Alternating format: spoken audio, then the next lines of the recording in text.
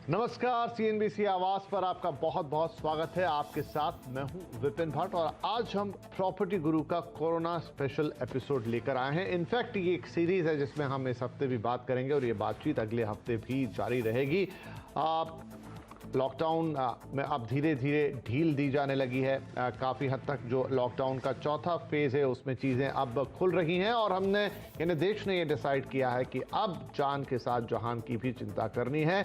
Corona को ज़िंदगी का एक हिस्सा मानते हुए उसके साथ आगे बढ़ना है, पूरे एहतियात के साथ, पूरी सुरक्षा के साथ, लेकिन उससे डर कर घर में नहीं बैठना है। इसीलिए अब धीरे धीरे सभी एक्टिविटीज़ देश में शुरू होने जा रही है। रियल स्टेट की जहां तक बात है तो ये थोड़ा ट्रिकी मामला हो जाएगा, क्योंकि अब पोस्ट कोरोना या लॉकडाउन के बाद, पोस्ट लॉकडाउन जब हम धीरे धीरे ओपन कर रहे हैं, कोरोना तो अब भी हमारे बीच है, लेकिन कोरोना के साथ जब हम आगे बढ़ रहे हैं तो रियल स्टेट थोड़ा कॉम्प्लेक्स सब्जेक्ट हो जाता है, क्योंकि अब लोगों की खरीदारी की टेंडेंसी, परचेसिंग पावर, इनफैक्ट अगर हम बात करें, क्योंकि बहुत सारे लोगों के रोजगार प्रभावित हुए हैं, बहुत सारे लोगों के बिजनेस प्रभावित हुए हैं, तो क्या वो रियल स्टेट जैसी बिग टिकट इन्वेस्टमेंट, चाहे वो उनके यूज के लिए हो, चाहे वो निवेश के लिए हो, उसके लिए इतनी आसानी से जाएंगे क्या? इधर सरकार ने ढेर सारे ऐलान किए हैं, चाहे वो आरबीआई की तरफ से आए हों, चाहे वो वित्त मंत्रालय की तरफ से आए हों।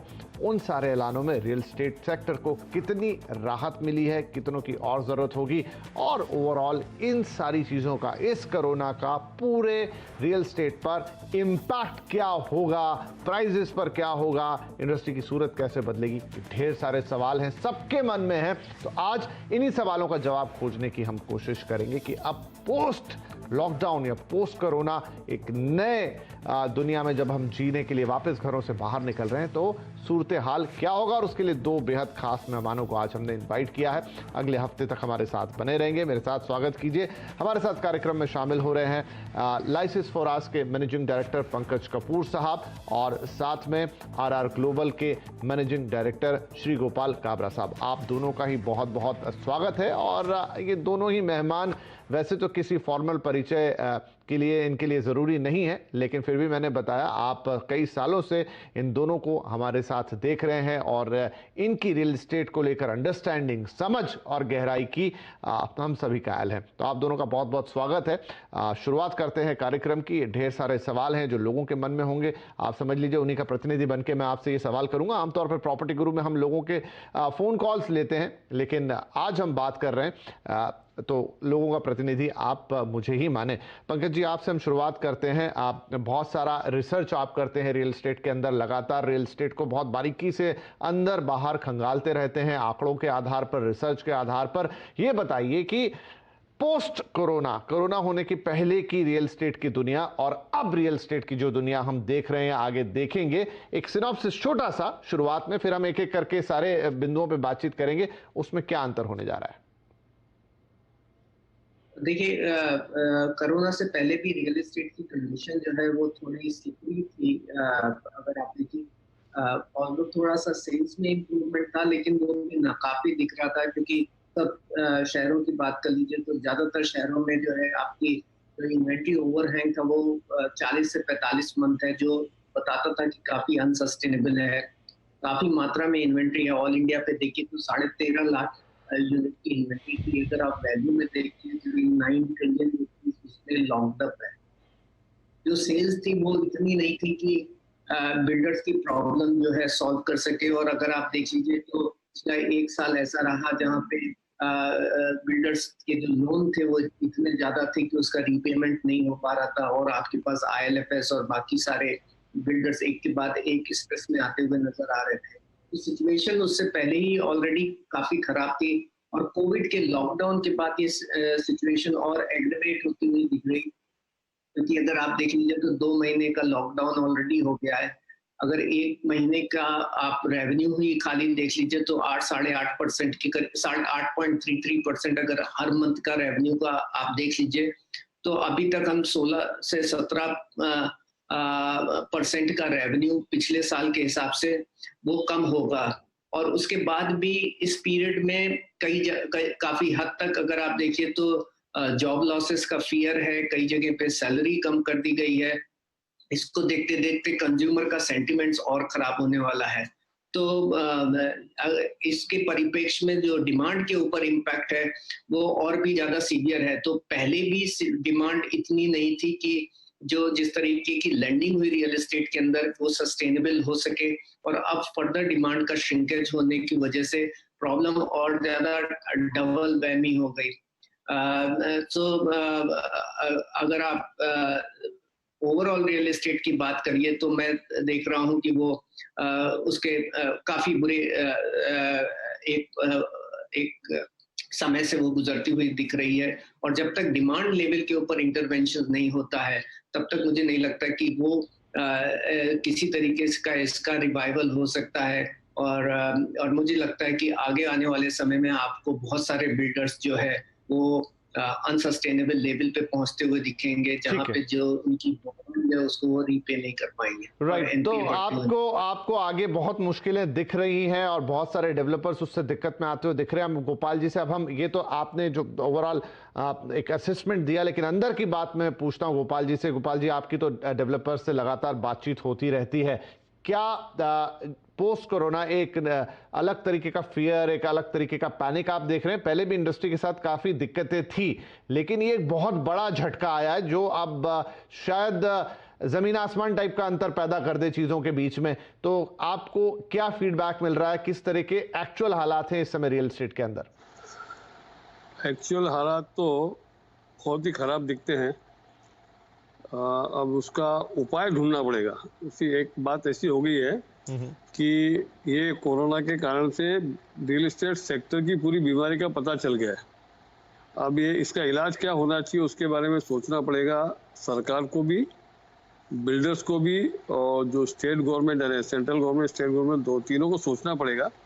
वरना इसमें आसानी से लगता नहीं है कि निकल पाएंगे। जो मैं पंकज जी की बात सहमत हूँ, काफ़ी लोग काफ़ी तकलीफ में आएंगे, खास करके जो कुछ बिल्डर खाली एक सीमित शहर में काम करते हैं या एक ही शहर में काम करते हैं, उनको भी आने काफ़ी तकलीफ आने की संभावना लगती है, क्योंकि शहर में सबसे ज़्यादा तकलीफ हो रही है। देखिए, इकोनॉमी पूरे देश की खराब होगी, लेकिन जो कुछ शहर है जो मैंने जैसे आज जो पेपर हम पढ़ते हैं कि 6 शहर मिलके 50% कोरोना के पेशेंट है, तो उस 6 शहर का हाल क्या होगा ये हमको सोचना पड़ेगा।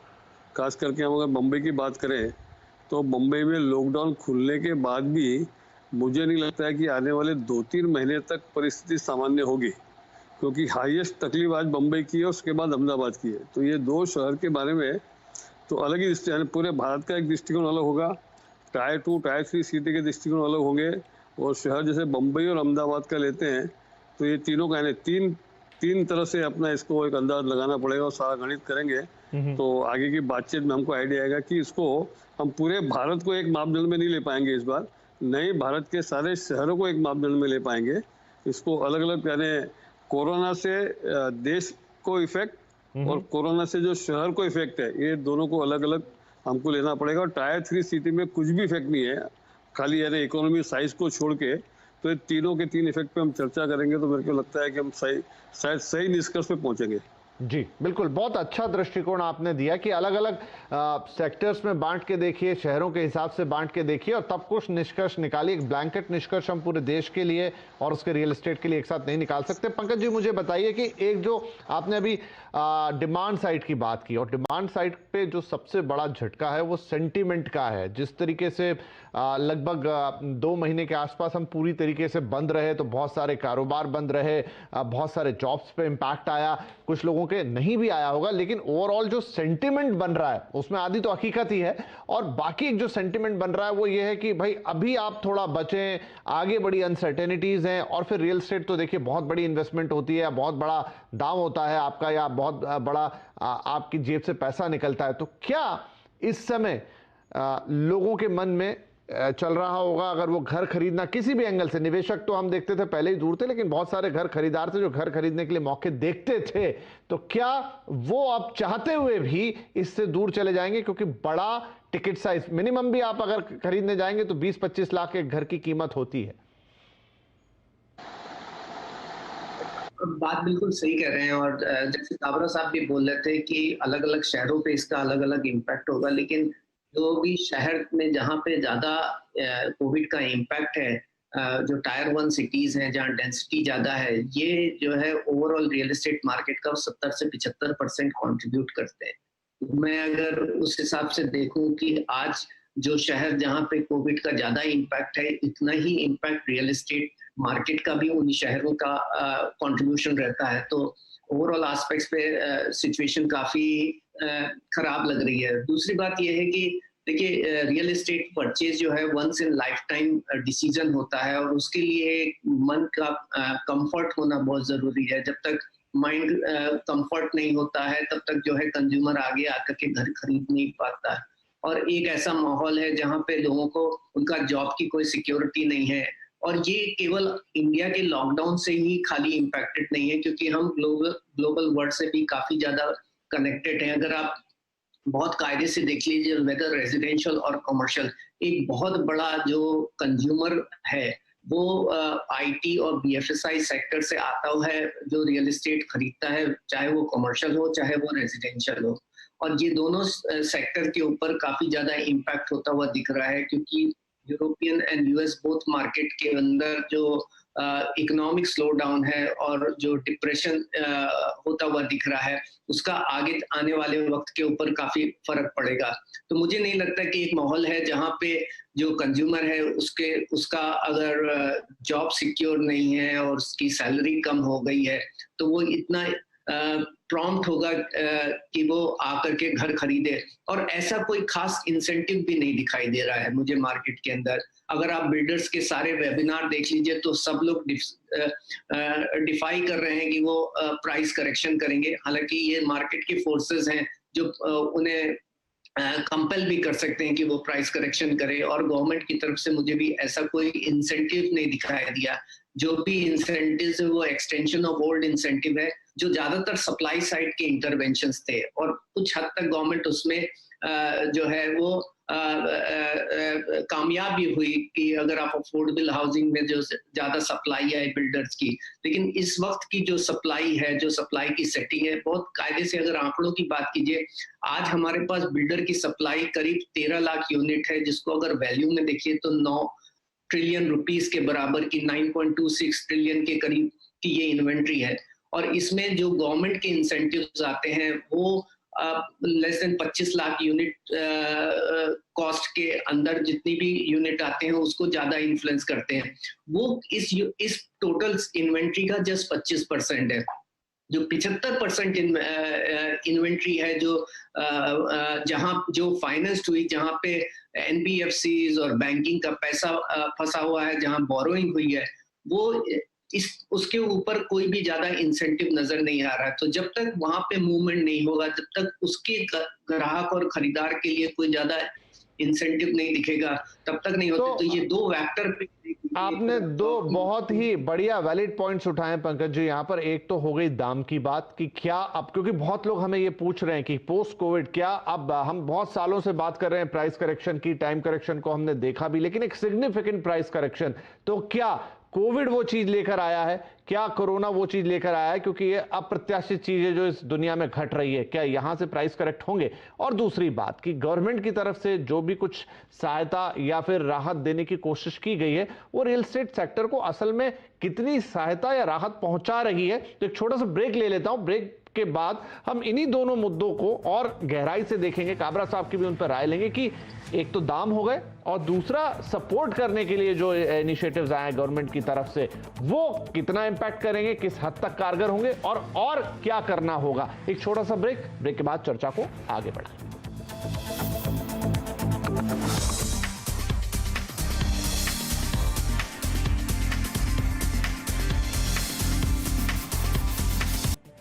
Welcome back. आप देख रहे हैं प्रॉपर्टी गुरु और आज चल रहा है प्रॉपर्टी गुरु पर कोरोना स्पेशल और ये अगले हफ्ते भी जारी रहने वाला है। हमारे साथ दो खास मेहमान श्री गोपाल काबरा जी और पंकज कपूर साहब बने हुए हैं और इनसे हमारी बातचीत जारी है। गोपाल साहब, दाम बड़ा इंपॉर्टेंट एक टॉपिक रहा है रियल एस्टेट में, ये सभी को बड़ा प्रिय है, डेवलपर्स को भी प्रिय है और घर खरीदारों को तो बहुत प्रिय। तो मजाक के तौर पे कुछ बातें चलती थी कि अगर मुंबई का एग्जाम्पल हम ले लें कि क्या होगा अगर कभी शहर के अंदर सुनामी आ जाए, क्योंकि मुंबई में बहुत ज्यादा दाम ऊपर थे तो लोग ऐसे ही मजाक में बात करते थे कि क्या सुनामी आएगी तो दाम घट जाएगा। अब कोरोना को अगर हम देखें तो ये विश्वव्यापी सुनामी है, इसने पूरी दुनिया को रोक कर रख दिया। तो क्या कोरोना वो मौका बनाता है जब रियल एस्टेट के दाम घटने चाहिए? वेबिनार का जिक्र किया पंकज कपूर साहब ने, तो थोड़े दिन पहले एक वेबिनार में दीपक पारेख साहब आए थे एचडीएफसी के, और उन्होंने तो यहां तक कहा था कि डेवलपर्स को 20% दाम घटाने चाहिए, जो डेवलपर्स कम्युनिटी में बहुत वेलकम नहीं रहा उनका ये जो स्टेटमेंट था। आपको क्या लगता है? हाँ, ऐसा है कि दीपक पारेख का स्टेटमेंट को बहुत ज़्यादा महत्व देना चाहिए, क्योंकि वो सबसे वजनदार व्यक्ति इस देश के अभी, यानी मैं तो उनकी बात का वजन देश के हाउसिंग मिनिस्टर से भी ज़्यादा समझता हूँ कि उनका तजुर्बा सबसे ज़्यादा है। तो भाव तो कम होने के अलावा कोई उपाय है नहीं, क्योंकि सेंटीमेंट आते आते कितने महीने या कितने साल लगेंगे इसका अंदाज हम नहीं कर सकते, क्योंकि बात बात पे इस कोरोना को 1918 के स्वाइन फ्लू से इसको कंपेयर करते हैं तो परिस्थिति कितनी भयंकर होती है उसके बारे में हम सोच भी सकते हैं। अभी तो हम अभी के लॉकडाउन की बात करते हैं, तो प्राइस तो कम होना है, उसमें कोई यानी डाउट नहीं करना चाहिए। और बिल्डर लोग ने भी अपने दिल पर पत्थर रखकर इस काम में आगे बढ़ना चाहिए, क्योंकि वो साल भर भी अगर इन्वेंट्री रखते हैं कोई कारण से तो उनका 10 से 11% तो ब्याज में चला जाता है। उससे अच्छा आज माल सस्ता बेचा हुआ कैश फ्लो इंप्रूव करना ज़्यादा बेटर है, क्योंकि आज के ज़माने में कैश फ्लो रहेगा वो ठीक रहेगा। लेकिन अब इसमें सबसे बड़ा रोल सरकार का आना जरूरी है। जो कुछ एक बातें यानी मैं चाहूँगा कि सरकार ने करना चाहिए। सेंट्रल गवर्नमेंट ने गाइडलाइन में खाली रेरा को एडवाइस किया है कि आप इसको 6 महीना पैसन को एक्सटेंड कर दीजिए। मेरे ख्याल से ये कि यानी आटे में नमक जितना भी सरकार ने कुछ नहीं किया रियल एस्टेट के लिए। सबसे पहले इसके साथ साथ सेंट्रल गवर्नमेंट ने सभी राज्य सरकारों को एक गाइडलाइन देना चाहिए कि रेडी रिकवरी रेट कम करे। आज भी बहुत सारी प्रॉपर्टी ऐसी अवेलेबल है कि रेडी रिकवरी रेट से मार्केट रेट सस्ता है, उसके यहाँ से डील नहीं हो रही है। एक दूसरा, रेडी रिकवरी कम करने से स्टैम्प ड्यूटी कम हो जाएगी। रेडी रिकवरी रेट कम करने से जो बम्बई जैसे शहर में या बाकी शहरों में जो लोग एक्स्ट्रा एफएसआई लेते हैं उसकी प्रीमियम में कॉस्ट कम हो जाएगी। तीसरी बात, सभी स्टेट गवर्नमेंट ने 6 महीने के लिए, वैसे भी रेवेन्यू नहीं आ रहा है, लॉकडाउन में शराब की दुकान इसलिए खोल रहे हैं सुरक्षा के लिए, स्वास्थ्य के लिए नहीं, लेकिन अपनी रेवेन्यू के लिए खोल रहे हैं।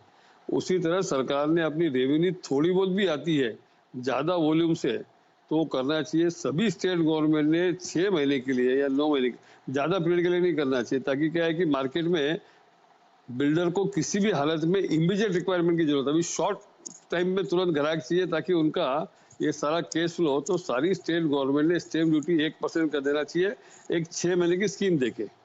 दूसरा, जो ये सारे बेनिफिट 18 लाख के फ्लैट तक का इंटरेस्ट सबवेंशन स्कीम है, केंद्र गवर्नमेंट ने बैंकों की मदद से या सरकार खुद अपनी तरफ से दे, वैसे भी 20 लाख करोड़ का पैकेज दिया है। एसएमई के लिए अगर आप 3 लाख करोड़ रुपए दे सकते हैं गारंटी 1 साल के लिए, तो क्या हम घर खरीदार को 3 लाख या 5 लाख करोड़ का या 10 लाख करोड़ का लोन पूरा 100% गारंटी के साथ में होता है, सरकार उसमें कुछ खर्चा बैंक इंटरेस्ट सबवेंशन करे, ताकि लेनदार से आज की तारीख में सबसे बड़ी जरूरत है कि हम लोग मार्केट में डिमांड कैसे क्रिएट करें। मार्केट में अगर डिमांड क्रिएट नहीं होगी, मैं कंज्यूमर गुड्स की बात नहीं करता हूँ, वो आपकी लाइफ साइकिल बहुत कम है, लेकिन रियल एस्टेट की डिमांड इसलिए कन्वर्ट करना बनाना जरूरी है। इससे पूरा रियल एस्टेट सेक्टर चलेगा, 5 करोड़ लोगों का रोजगार चलेगा, बैंकों और एनबीएफसी के जो पैसे अटके हैं वो निकलेंगे, जो बिल्डर को माल सप्लाई किया हुआ उनके पैसे आने बाकी है, तो ये तीनों चारों पैसे वापस सिस्टम में आएंगे और लोगों को रोजगार मिलेगा और इस देश के लोगों को सही मकान सही भाव में, कुछ सहयोग बिल्डर द्वारा, कुछ सहयोग सरकार द्वारा और कुछ हिम्मत कंज्यूमर खुद लेगा। ये तीनों का जब तक कॉम्बिनेशन नहीं बैठता है तब तक इसमें डिमांड निकलेगी नहीं, और अगर डिमांड नहीं निकली तो इसका क्या बुरा नतीजा होगा देश की इकोनॉमी पे, देश के लोगों के पैसे का, बैंकों के इन्वेस्टमेंट का, एनबीएफसी के इन्वेस्टमेंट का, सप्लायर का। ये मेरे को लगता है कि ये हो सकता है कि अगर ये सब कुछ ठीक नहीं किया तो शायद हो सकता है कि देश का सबसे बड़ा घोटाला है, देश का सबसे बड़ा नुकसान भी नहीं हो जाए। तो ये अगर ये सारे सब चीज़ हो गए, क्योंकि कोई भी देश की इकोनॉमी का बेंचमार्क शेयर मार्केट और रियल एस्टेट होता है। शेयर मार्केट तो कैसे भी करके लोग अपना मैनेज कर लेते हैं, वो कुछ लोगों के हाथ में, लेकिन ये रियल एस्टेट को वाकई में देश की इकोनॉमी का मुख्य हिस्सा है। इसमें रोजगार से लेके एक बहुत बड़ी चेन है। जिस तरह एग्रीकल्चर महत्वपूर्ण है, एमएसएमई महत्वपूर्ण है, उसी तरह रियल एस्टेट सेक्टर भी बहुत महत्वपूर्ण है। सरकार को आउट ऑफ द बॉक्स जाके जी और हिम्मत का काम सभी स्टेट गवर्नमेंट, म्युनिसिपल कॉरपोरेशन और केंद्र सरकार तीनों में को साथ में मिलकर एक बहुत बड़े कदम उठाने की जरूरत है। और इसमें जितना लेट करेंगे, आदमी एकदम लास्ट स्टेज पे कैंसर का इलाज करना बहुत मुश्किल होता है। इसको फर्स्ट स्टेज या सेकंड स्टेज का कैंसर समझ के जी। इसका तुरंत इलाज करना चाहिए। ठीक है पंकज साहब, क्विक कमेंट, क्योंकि इस हफ्ते के लिए मेरा समय समाप्त होने जा रहा है। इस बारे में और डिटेल में बातचीत हम अगले हफ्ते कर लेंगे, लेकिन अभी जो काबरा जी ने बात की उस पर क्विक कमेंट। बिल्कुल, और मैं उसके साथ एक चीज और जोड़ना चाहूंगा कि गवर्नमेंट को जो डिमांड में स्टिमुलेंट लाने के लिए जो है इनकम टैक्स में जो इंटरेस्ट एग्जम्पशंस है उसकी भी लिमिट बढ़ानी पड़ेगी। 2 लाख रुपए की लिमिट जो है वो इतनी सफिशिएंट नहीं है कि एक इन्वेस्टर को और एक एंड यूजर को जो है मोटिवेट कर सके। और जिस तरीके की सप्लाई की सेटिंग है मार्केट पे, अगर आप ऐसा मोटिवेशन नहीं लाते हैं जो अफेक्ट कर रहा है up to 1.5 crore rupees worth of housing को, तब तक कस्टमर आएगा नहीं, और जब तक आएगा नहीं तब तक आप इसको सॉल्व नहीं कर सकते हैं। उसके अलावा एक और भी चीज है, जितने भी इंसेंटिव्स ये हैं कि अगर ये 12 लाख रुपए तक की इनकम इंटरेस्ट के को एग्जम्प्ट करते हैं, जीएसटी भी कंप्लीटली वेव ऑफ करते हैं अगर अंडर कंस्ट्रक्शन प्रॉपर्टी के ऊपर, एंड अगर स्टैम्प ड्यूटी भी वेव ऑफ स्टेट लेवल पे होती है। तो अगर हम पिछले साल की सेल्स को अगर इस साल भी अगर हम अचीव करना चाहें तो गवर्नमेंट को इसके ऊपर टोटल जो क्यूमुलेटिव इम्पैक्ट आने वाला है वो करीब 26 से 27 हजार करोड़ है, इससे ज्यादा नहीं होता है। लेकिन अगर आप देखिए जो डेवलपर का हाउसिंग स्टॉक है, उस जो प्रोडक्शन होता है वो 5.2 ट्रिलियन है। तो अगर आप ओवरऑल इस इंसेंटिव के अगेंस्ट में जो उसका वॉल्यूम है वो करीब 0.5% के करीब आता है, तो इतना ज्यादा नहीं है। थोड़ा मैथमेटिकली ये देखें कि इधर सप्लाई है, क्या सेटिंग है, क्या डेटा बता रहा है, और उसको ले करके अगर एक तरीके का डिमांड बूस्टर गवर्नमेंट है तो बहुत ही जरूरी है और कारगर साबित। ठीक है, क्योंकि अभी मेरा समय समाप्त हो रहा है इस हफ्ते के लिए। बाकी अगले हफ्ते तो जब हम मिलेंगे तो इसको और डिटेल में बातचीत करेंगे। तो कुल मिलाकर पिक्चर जो दिख रही है वो बड़ी ग्रे है अनफॉर्चुनेटली रियल एस्टेट के लिए, और उससे बहुत सारी चीज़ें क्योंकि जुड़ी हुई है। घर एक बहुत ही प्राइम आवश्यकता होती है, तो दिक्कतें बड़ी हैं। दाम उसमें एक फैक्टर है, रिलीफ उसमें एक फैक्टर है, आगे चलते हुए क्या रियल एस्टेट का तौर तरीका बदल जाएगा ये भी एक फैक्टर है। लोग इन्वेस्टमेंट करेंगे कि नहीं करेंगे, आगे सेकंड होम की बात तो बहुत दूर चली जाती है। तो बड़े सारे सवाल हैं और धीरे धीरे वो अनफोल्ड होंगे। तो इस हफ्ते के लिए हम यहाँ विराम लेंगे बातचीत में छोटा सा, लेकिन अगले हफ्ते काबरा जी और पंकज जी दोनों हमारे साथ होंगे और उनसे इस बातचीत को आगे बढ़ाएंगे और कुछ और चीजों पर नजर डालने की कोशिश होगी कि आखिर इवॉल्व होने के लिए दोनों तरफ से इसमें क्या करने की जरूरत है। बिल्डर साइड से भी और गवर्नमेंट का सपोर्ट तो बहुत हद तक चाहिए ही चाहिए, वहां से भी तो कौन से उपाय होंगे, और साथ में कुछ और चीजों पे भी बातचीत होगी जो कि ग्राहक के पॉइंट ऑफ व्यू से बड़ी इंपॉर्टेंट होने जा रही है। तो फिलहाल आपसे लेंगे इजाजत।